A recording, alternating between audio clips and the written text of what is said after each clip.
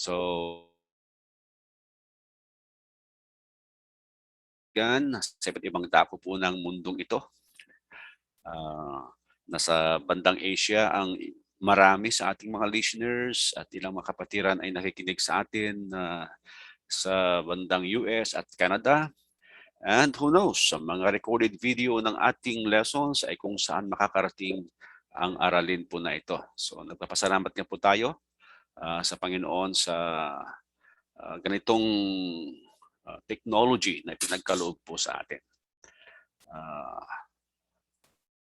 So, ang lesson to mga kapatid ay pinamagatan po nating ang pagbabautismo ng Panginoong Hesus. Sa pangyayari pong ito, sa bahagi ng ministry o ng ating Panginoong Hesus ay ating uudawain ang marami pong mga leksyon para po sa atin ngayon.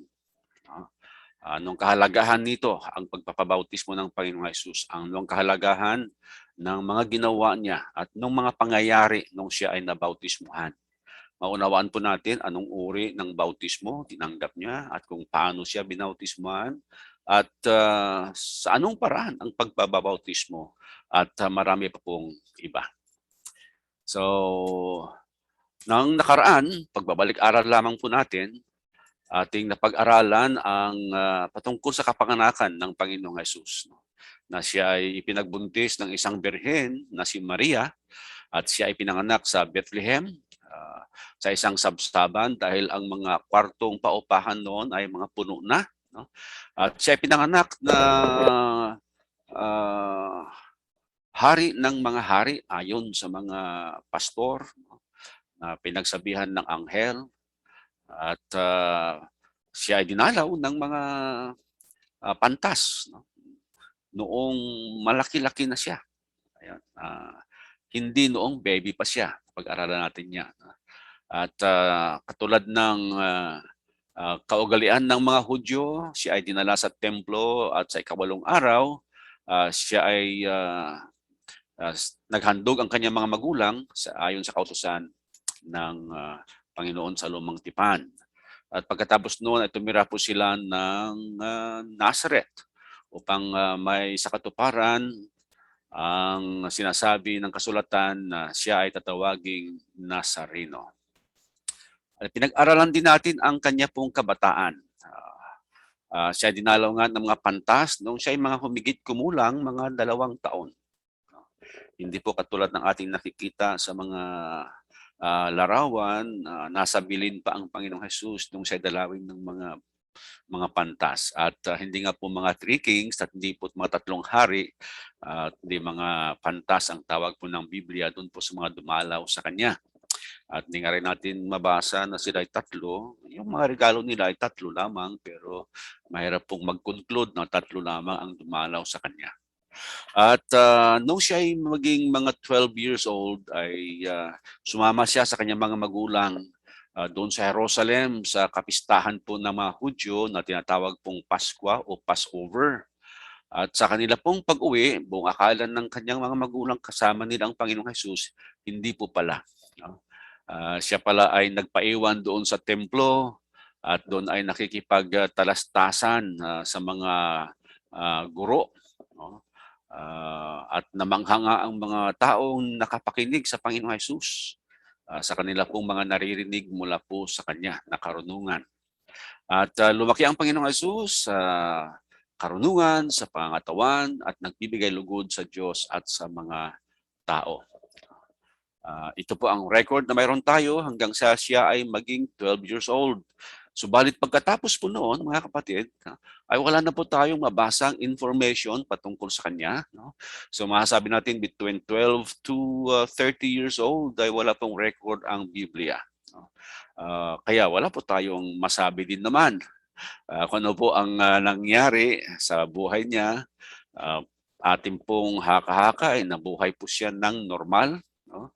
At ayon po sa kaugalian ng mga Hudyo, ang mga anak ay tinuturuan ng kanilang mga magulang ng kanila pong ikabubuhay. So depende po doon sa hanap buhay ng magulang at yun ang ipinapasa niya sa kanyang anak. meron pong prinsipyo ng pag-aaral po sa Biblia na kapag tahimik po ang Biblia, tayo kinakailangang manahimik din. Kaya hindi na po natin huhulaan ano po mga ginawa niya, anong nangyari, saan siya pumunta, noong mga panahong tahimik po ang Biblia tungkol po sa buhay niya. Meron po kasi mga nanghuhula, no? Gumagawa ng istorya. O, halimbawa, sinabi nilang ang Panginoong Hesus na pumunta sa India, no? Anong mga taon na yan, tapos doon daw nag-aral ng magic, kaya marunong daw siya gumawa ng mga miracles. Yun po ay sobra-sobra na pag-iisip. Wala po sa Bible yon. Okay? At ganun po ang mangyayari kapag ang isang tao ay nag-iisip at maniniwala ng higit-higit sa mga nasusulat. Di nga ba mayroong principle o mayroong talata sa Biblia na hindi dapat dagdagan o kaya ay bawasan ang nasusulat sa Biblia. Huwag lumampas ang nasusulat at huwag baguhin, sabi po ng mga talata. Kaya hanggang doon lamang po tayo sa patungkol sa impormasyon na mayroon tayo sa kabataan ng Panginoong Hesus. At mababasa naman po natin sa Marcos 6:3 ang isang talata na pagbabasihan natin kung ano ang mga ginawa kaya ng Panginoong Hesus sa mga taong siya'y lumalaki. Ayon sa Marcos 6:3, sabi ng mga tao na nakakita sa kanya, nakakakilala sa kanya, sa Marcos Kapitulo 6, versikulo 3, hindi ba ito ang anluwagi o karpintero, no?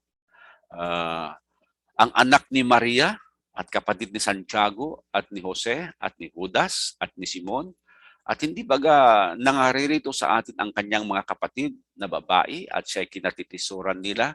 Yan, no? So ang Panginoong Hesus ay nakilala ng mga tao, mga kasama nila o mga kapitbahay nila doon sa Nazareth bilang isang anluwagi. Sapagkat sabi nga natin kung ano po ang trabaho ng ama, at sa pagkakataong ito si Joseph ang ama-amahan ng Panginoong Hesus, yun ang kanilang ipinapasa, no, sa kanilang mga anak. So, namuhay ng normal, masasabi natin, ang Panginoong Hesus sa kanya pong paglaki, no? Natutunan niya ang pagkakarpintero mula sa kanyang ama-amahan na si Joseph. At yan ay pinapatunayan ng Marcos 6:3, maliban na sa mga sinasabi ng talata. Diba? Noong mga nakaraan ay ating sinabi na ang Panginoong Hesus ay hindi lamang siya ang naging anak ni Maria. Mayroon pa silang ibang anak ni Jose.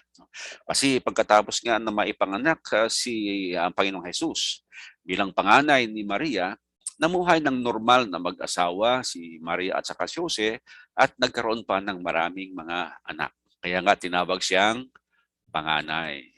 Okay. Noong siya naging 30 taong gulang, nagsimula na po siyang magturo. At mababasa po natin sa Lucas 3:23 ang ganito.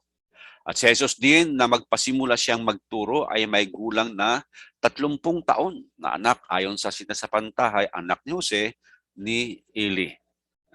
So mula 12 hanggang 30 wala tayong mababasa, at nung maging 30 years old ang Panginoong Hesus ay nagsimula siyang magturo. At sa ating pong pag-aaral, ito ay sapagkat mayroon pong kaugalian, mayroon pong kultura ang mga Hudyo na ang mga Hudyo kinakailangan maging 30 years old muna, no, bago mangaral sa mga pampublikong lugar, no? At kahit na po ang mga nagiging mga pari sa lahing Levita ay hinihintay nila, no, ang pagiging 30 years old nila bago sila maging mga public servant. Ayan, no? So kita po natin ang Panginoong Hesus, nirespeto rin niya yung tradition na yon, ng kultura na yon ng mga Hudyo, at ito ay upang maging katanggap-tanggap din naman siya. Maalala ko po ang kultura din po natin dati, hopefully ay hindi na po ganoon, na hindi gaano pinapaniwalaan yung mga mas bata o mga bata, no? Kaya Maalala ko kami mga batang mga preachers noon ay sinusubukan naming kumilos na parang matanda, mag-isip na parang matanda, magmukhang parang matanda para medyo kapanipaniwala, no? Sa mga nakatatandang mga tinuturuan natin noon. Parang ganoon din pala ang mga Hudyo. Ah, at ang Panginoong Hesus, no, mayroon siyang tiyaga, pagtitiyaga. Hinintay pa niya, ilang taon ang lumipas, no? Hanggang sa maging katanggap-tanggap siya at saka siya nagsimula ng kanyang public ministry. Ayan. At paano niya sinimulan ang public ministry niya? Siya po ay pumunta kay Juan upang siya ay magpabautismo. No? Sinimulan niya sa pamamagitan ng bautismo. Dito sa record natin, Matthew Kapitulo 3, 13 hanggang 17, sa wikang Ingles ay sinasabing, Then Jesus came from Galilee to John at the Jordan to be baptized by him, and John tried to prevent him, saying, I need to be baptized by you, and are you coming to me? But Jesus answered and said to him, Permit it to be so now, for thus it is fitting for us to fulfill all righteousness. Then he allowed him. When he had been baptized, Jesus came up immediately from the water, and behold, the heavens were opened to him, and he saw the Spirit of God descending like a dove and alighting upon him. And suddenly a voice came from heaven saying, This is my beloved Son, in whom I am well pleased. So ito po ang record ng pagpapabautismo ng Panginoong Jesus. Kapansin-pansin po na inumpisahan nga po niya ang kanyang ministeryo sa pamamagitan ng pagpapabautismo at hindi po ito naging madali para po sa kanya. Alam niyo po, ang pinanggalingan ng Panginoong Jesus ay medyo may kalayuan kung saan naroroon si Juan Bautista na nagbabautismo. No? Sabi po ay nandoon siya sa Galilea. At si Juan naman ay nasa Betania na sakop ng Hudiya. Juan Kapitulo 1, versikulo 28. At sinasabing mayroong mga 104 kilometers ang pagitan ng dalawang mga lugar na nabanggit. At ito ay nilakad ng Panginoong Hesus sapagkat wala namang mga sasakyan pa noong araw. Marahil karwahe, pero ang ating puntos lamang ay may kalayuan. Subalit sinadya ng Panginoong Hesus na puntahan itong si Juan Bautista at magpabautismo sa kanya. At noong una nga ay pinipigilan pa siya ni Juan. Ayaw niyang bautismuhan ang Panginoong Hesus sapagkat sabi nga niya dapat siya daw ang babautismuhan ng Panginoon. Ayan. At yung pong distansya nga pala para maliwanag sa atin, no, ma-appreciate natin ang pagpapahalaga ng Panginoong Hesus sa bautismo, yung pong layo nito, ginawa ko kaunti ang pagre-research. No? Kung familiar kayo sa distansya ng Manila hanggang Dasmariñas, 50 kilometers pala ito. Well, sa isang paraan ng pagsusukat kasi depende sa daanan mo pala. Ano? Kung 50 kilometers ang distansya ng Manila to Dasmariñas City, so balikan. No? Yun ang distansya ng nilakad ng Panginoong Jesus. 104.607 kilometers. So nangahulugan na mahalaga talaga ang kanyang layunin. Nalakarin niya ang ganoong layo upang siya ay mabautismuhan. Hindi po naging hadlang ang layo ng isang lugar. Nangahulugan lamang ng pagpapahalaga ng Panginoong Hesus sa gagawin niyang bautismo. Sa Matthew 3:13 ay sinabi na paroon si Jesus mula sa Galilea at lumapit kay Juan sa ilog ng Jordan upang siya'y bautismuhan niya. Sinadya po niya ito. No? Hindi po sa nagkataon lamang na nandun siya sa lugar, conveniente sa kanya na mabautismuhan, kaya ginawa niya. Hindi po, sinadya niyang pumuntahan si Juan Bautista at magpabautismo. At pinag-uusapan po natin ng bautismo. Sabi nga, nais niyang mabautismuhan at pinigilan naman siya ni Juan Bautista hanggang sa makumbinsi niya. Sabi niya, payagan mo ngayon sapagkat ganyan ang nararapat sa atin ang pagganap ng buong katuwiran. So yun po ang naging dahilan ng pagpapabautismo ng Panginoong Hesus. At lilinawin po natin ang tungkol po sa bautismo na tinanggap ng Panginoong Hesus. Ito ba ay para sa lahat? Ano bang dahilan ng kanyang pagpapabautismo o ano pa? Ang tinanggap nga po ng Panginoong Hesus ay ang bautismo ni Juan na ayon po sa mga talata, ang bautismo ni Juan ay sa pagsisisi. Matthew 3:11, sabi roon, I indeed baptize you with water unto repentance. But he that cometh after me is mightier than I, whose shoes I am not worthy to bear. He shall baptize you with the Holy Ghost and with fire. Si Juan Bautista po ang nagsasalita.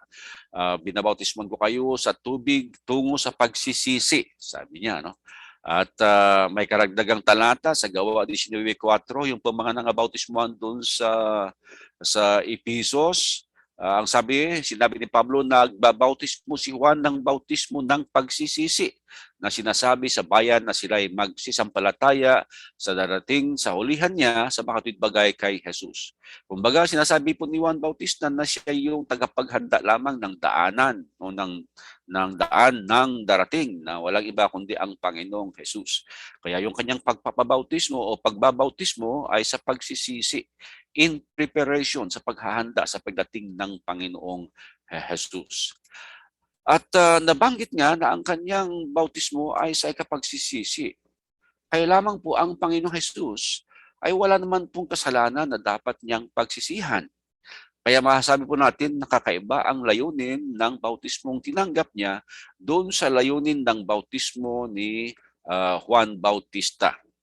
Maliwanag po ang mga talata. Hebreo 4, versikulo 15, sinasabi po, For we do not have a high priest who cannot sympathize with our weaknesses, but was in all points tempted as we are, yet without sin. Maliwanag po yan. No?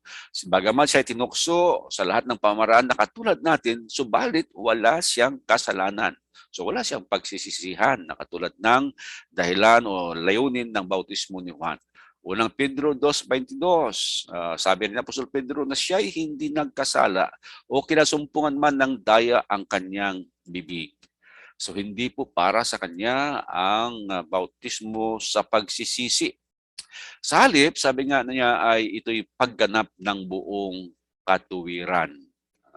At mabanggit ko lamang na bagamat ang Panginoong Hesus ay tinukso sa lahat ng paraan na maaaring tuksohin ang isang tao.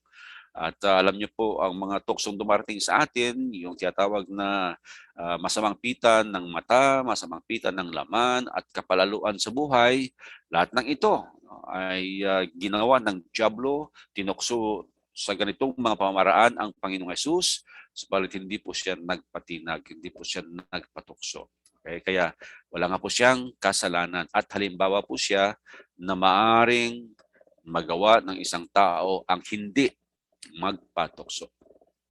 So, sabi niya, ang kanyang bautismo ay sa pagganap ng katuwiran. Pagsagot ni Jesus ay sinabi sa kanya, payagan mo ngayon, no? Sapagkat ganyan ang nararapat sa atin, ang pagganap ng buong katuwiran. At nang magkagayoy, pinayagan niya siya. Hebreo Kapitulo 5, 8 at 9, ang Panginoong Jesus ay naging masunurin, mga kapatid. Though he was a son, yet he learned obedience by the things which he suffered. And having been perfected, he became the author of eternal salvation to all who obey him, called by God as high priest according to the order of Melchizedek. So naging halimbawa ang Panginoong Jesus sa pagganap, pagtalima, pagsunod sa kalooban ng Ama. Kaya hanggang sa pagpapabautismo ay ginawa po niya ito upang maganap ang katuwiran, ang sabi po niya.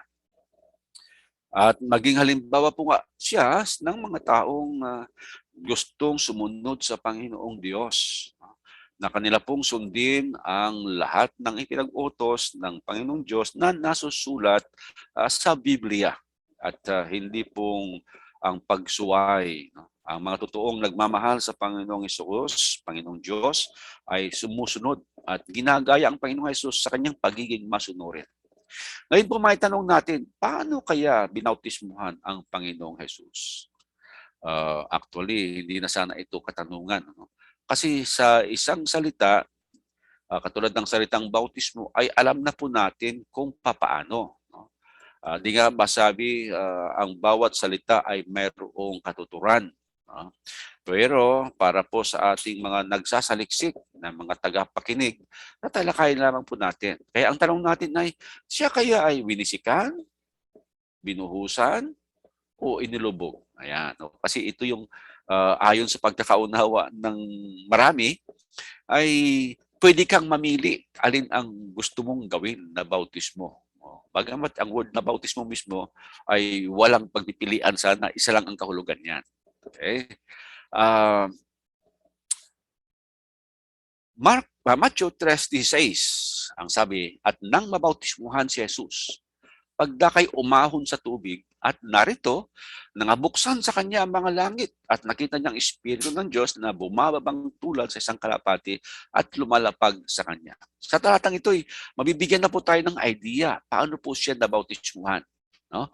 Kasi sabi, nang mabautismuhan si Jesus, pagdakay umahon sa tubig. Nang hulugan po na galing siya doon sa tubig. Kasi umahon siya mula sa tubig. Di galing siya roon. No? At okay, mabuti na ating isipin na siya ay inilubog. No? At yun po kasi ang ibig sabihin ng salitang bautismo. Ito. No? Ang bautismo sa Grego po kasi, salitang baptizo, the verb form, na ang ibig sabihin nito ay immersed, no? O kaya ay deep, to plunge, or sa Tagalog ay paglubog. Kung ito ay verb form, so baptizo ay baptized, ay immerse, ay deep, ay plunge. Ito ang kahulugan, literal na kahulugan niya. No? At ang salita naman na wisik sa Griego or sprinkle ay rantidzo. So rantidzo means I sprinkle. So ang tubig, nasa kamay ng isang tao, ibisikin niya lang sa ulo o sa bahagi ng katawan ng isang tao. Mayroon pong pangatlong salita na pinapaliwanag ng marami na bautismo rin daw ay salitang buhos. Ito naman, kukuha ng tubig at saka ibubuhos naman sa ulo ng isang tao o isang bata. Kaya lamang, mga kapatid, mga kaibigan, tatlong Greek word yan. At ang mga Griego ay napaka-specific sa paggamit ng kanilang mga salita. Katulad natin, meron din tayong mga specific words. Bagamat meron tayong mga salita na malilito ka, no? Kasi 2, 3, 4 ang kahulugan ng isang salita po natin. No? Iba-iba ang kahulugan. Sa mga Griego, meron din silang ganoon, pero napaka-specific ang mga words po nila na katulad nitong ating binabangkit. So pag sinabi ng mga Griego na baptizo, alam nilang ibig sabihin yan. No? Lubog yan. Pag sinabi naman nilang rantizo, ay sprinkled yan ang alam naintindihan nila. Pag ikiyon naman ay buhos. No? Parang ganito, pag sinabi natin nakaupo, alam natin ang kahulugan ng nakaupo. No? Pag sinabi naman nakatayo, ay alam naman natin ang kahulugan ng nakatayo. Oo, 2 paa sa lupa o sa sahig at straight ang katawan niya. No? Pag sinabi naman na nakaluhod, abay yung tuhod ng tao nasa sahig naman o nasa lupa naman. So ganoon po ang pagkakagamit ng iba't ibang mga salita. Mayroong specific na kahulugan. Kaya sabi ko nga kanina, sa salitang binautismuhan ang Panginoong Hesus, hindi na sana magtatanong ano ang paraan ng bautismo niya. No? Pero pinaliwanag lamang po natin na sa bautismo ng Panginoong Hesus, siya po ay inilubog. Kasi yun po ang ibig sabihin ng salitang bautismo. Kaya lang, mayroong mga nagpapaliwanag nga na oo nga, nasa Ilog Jordan, nagbabautismo si Juan Bautista at doon pumunta ang Panginoong Jesus. Pero sa kanila pong paglalarawan, kumuha si Juan Bautista ng tubig, no? Sa tabo niya, kinuha niya sa tabo, sumandok siya ng tubig at saka ibinuhos. Kita po natin ang maling pagkakaunawa po rito sa salitang baptizo, salitang immerse, deep, or plunge sa Ingles. Kaya sinumang mga nawisikan, nabuhusan ng mga bata pa o ng mga medyo malaki-laki na. Well, ibig sabihin nito mga kapatid at mga kaibigan, hindi po talaga nabautismuhan ang tao na yon ayon sa katuruan ng Biblia. Hindi po tayo pwedeng mamili kung anong klaseng paraan ng bautismo. Parang hindi rin pwedeng mamili paano ka maupo. Uupo ka ba ng nakaluhod, nakatayo? Hindi pwede.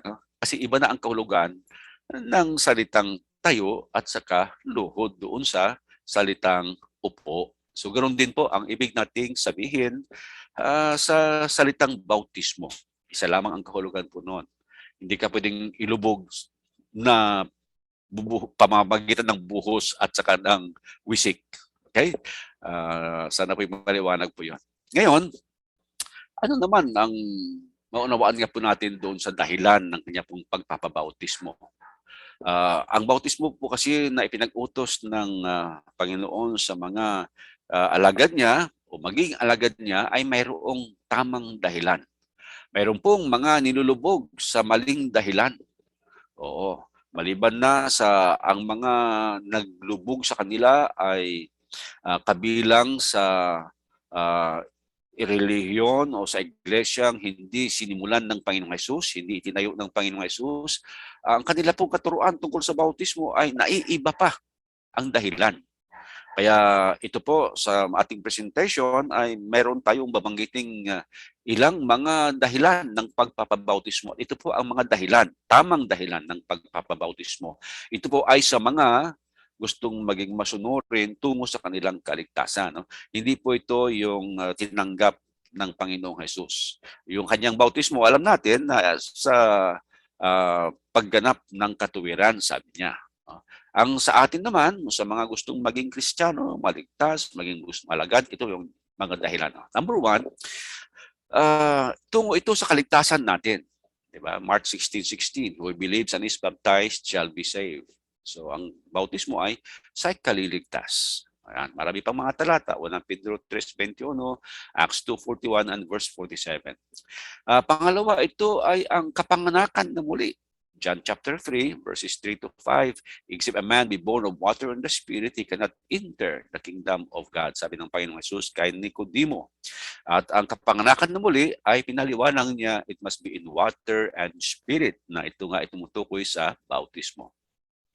Pangatlo, ang bautismo po sa Bible ay ang kapatawaran ng kasalanan. Acts chapter 2 verse 38 at saka chapter 22 verse 16. Sabi nga ni Peter sa mga tao nung araw ng Pentecostes, magsisi at magpabautismo ang bawat isa sa inyo sa pangalan ni Jesucristo sa kapagpapatawad ng inyong mga kasalanan at tanggapin ninyo ang kaloob ng Espiritu. At sa gawa ba dito si Isay, sabi na Ananias kay Pablo bakit ka tumitigil? Magtayo ka, tumayo ka at magpabautismo at hugasan mo ang iyong mga kasalanan. So, bautismo ay sa paghuhugas ng kasalanan. Number 4 na dahilan ng pagpapabautismo doon sa bautismong ipinag-utos ng Panginoong Hesus ay upang maging mga alagad sa Great Commission. Sabi ng Panginoon, go, make disciples of all nations, baptizing them in the name of the Father and of the Son and of the Holy Spirit.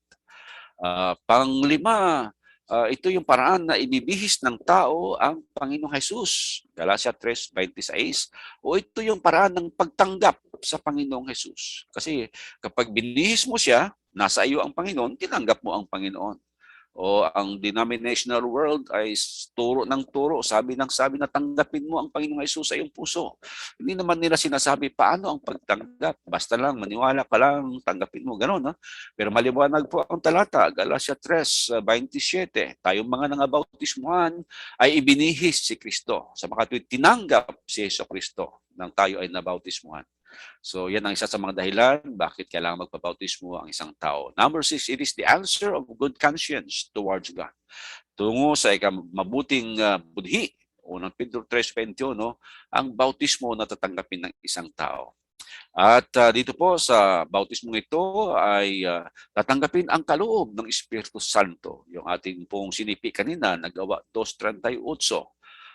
Tatanggapin ninyo ang kaloob ng Espiritu Santo, sabi. And then the last, it is the point at which you are added to the body of the church. Pagkatapos po ng bautismo, idaragdag ng Panginoong Hesukristo ang mga nababautismuhan sa kanyang iglesia. Gawa 2:41 at 47. Sa verse 41 ay mga 3,000 ang nangabautismuhan. Verse 47 ay sinasabing ang mga nangaligtas ay dinagdag sa kanila o sa iglesia. At ganoon din naman ang turo ng Galatians 3:26 to 27. Magiging kabilang sa family of God, sa Church of God o Church of Christ, sa Kingdom of God ang sino mang babautismuhan. So ito po ang mga tamang dahilan ng bautismo na dapat ay magawa, sundin ng mga sino mang nais maging alagad ng ating Panginoong Hesus. Katulad ng halimbawa na kanyang pinakita, napakahalaga po ito. Sinimulan niya ang kanyang ministry sa pamagitan ng bautismo. At binautismohan nga ang Panginoong Hesus. At sa kanya pong pag-ahon mula sa tubig ay sabi, at that moment heaven was opened and he saw the Spirit of God descending like a dove and alighting on him. Ito po yung nangyari. Pagkatapos na siya ay bautismuhan, ay nakita ang Espiritu ng Diyos na bumababa na katulad ng kalapati at dumapo po sa kanya. Marcos 1:9, it came to pass in those days that Jesus came from Nazareth of Galilee and was baptized by John in the Jordan. And then Luke 3:21, when all the people were baptized, it came to pass that Jesus also was baptized. And while he prayed, the heaven was opened. Napansin po nyo ang mga record ni na Matthew, Marcos, Lucas. Nagkakaisa po sila sa pagsasabing nabautismuhan ang Panginoong Hesus. Sa record lamang ni Lucas, mayroon siyang kaunting idinagdag na hindi binanggit ni Matthew at saka ni Marcos. Yun ay ang pananalangin ng Panginoong Hesus.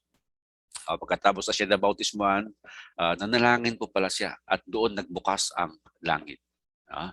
At ano ang naging pangyayari? Okay?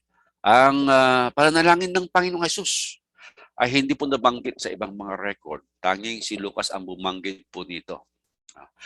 Ito po yung mainam sa ating sistema o sabihin natin tamang paraan ng pag-aaral po ng Biblia.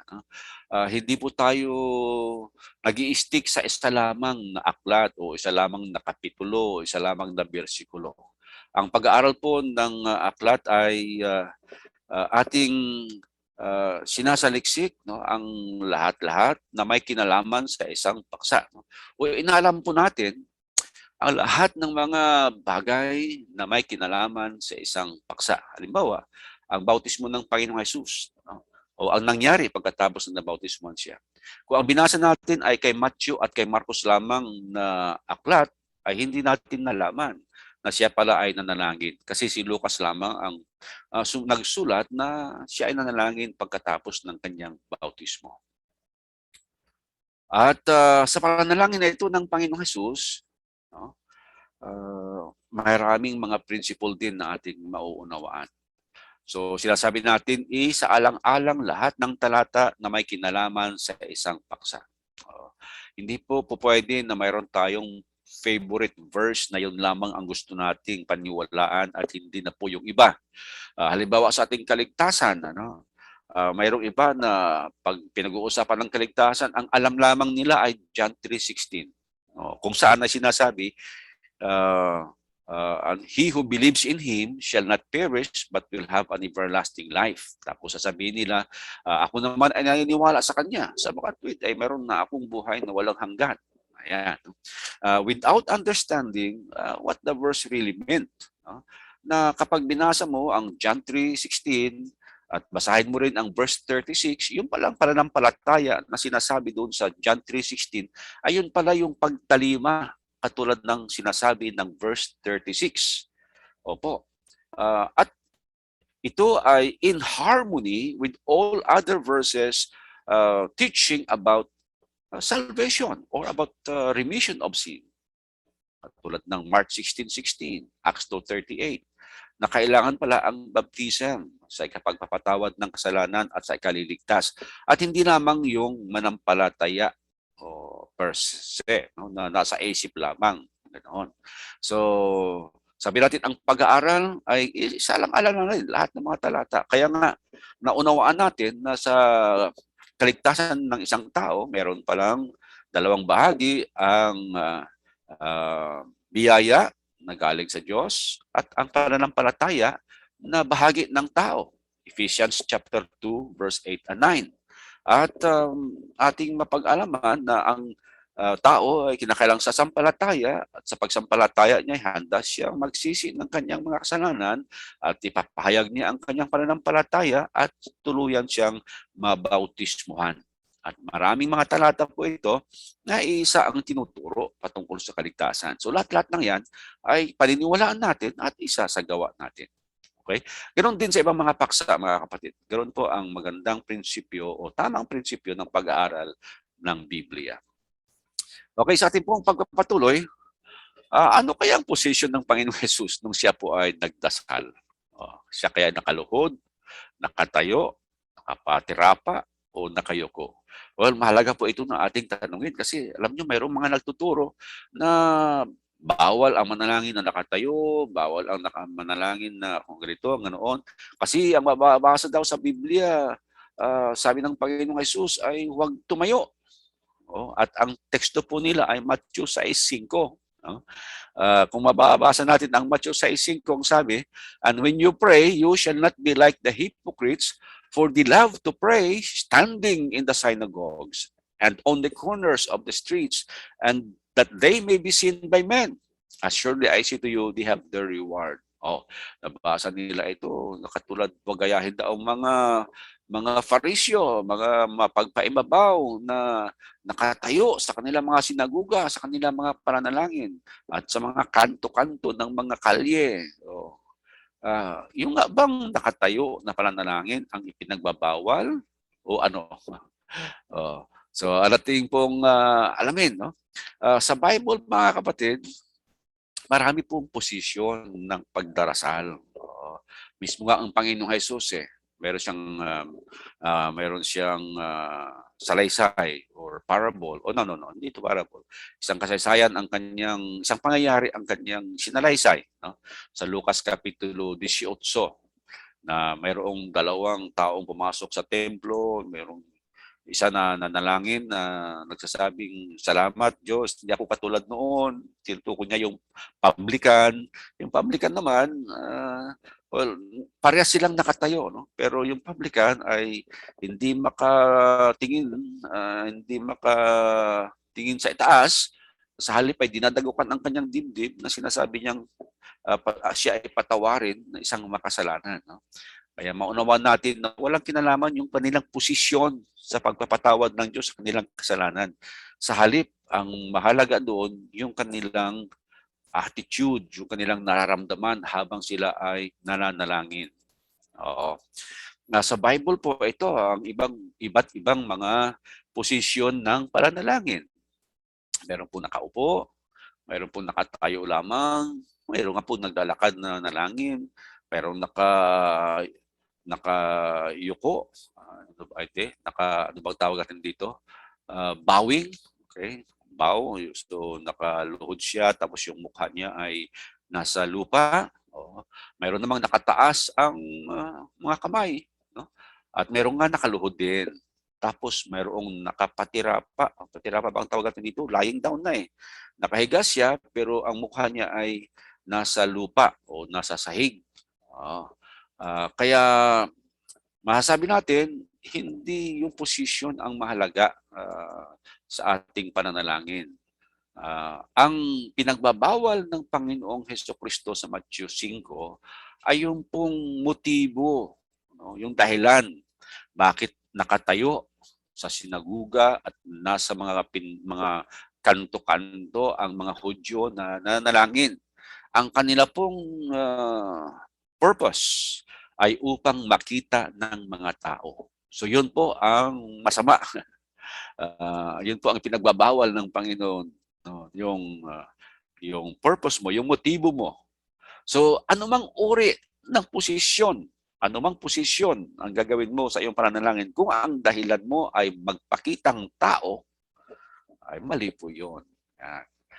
Hindi po talaga yung posisyon ng pinagbabawal ng Matthew 6:5.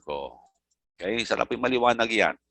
Ito yung ating tinutukoy sa Lucas 18, mabasa ko lamang. Datapwat ang maniningil ng buwis na nakatayo sa malayo ay ayaw na itingin man lamang ang kanyang mga mata sa langit, kundi dinadagukan ng kanyang dibdib na sinasabi, Diyos, ikaw ay mahabag sa akin na isang makasalanan. Sinasabi ko sa inyo na naog at umuwi sa kanyang bahay ang taong ito na inaaring ganap kaysa isa, sapagkat ang bawat nagmamataas sa kanyang sarili ay mabababa, tatapot ang nagpapakababa sa kanyang sarili ay matataas. Yun po ang mahalaga, yung attitude and not the altitude, sabi ng sa Ingles. Okay? So, nung mabautismuhan ang Panginoong Jesus, pagkatapos nito, nanalangin siya. At ano pong nangyari? Nabuksan ang langit at bumaba ang Espiritu Santo sa anyong kalapati at dumapo sa Panginoon. At may narinig na tinig na nagsasabing, ito ang aking sinisintang anak, pakinggan ninyo siya. Meron pong mahalagang mga aral natin pong matututunan sa pangyayari pong ito.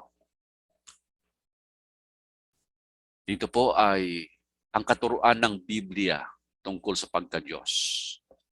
Alam natin mula pa sa lumang tipan ay isa ang Diyos. Okay? Deuteronomy 6:4, Hear, O Israel, the Lord our God is one Lord.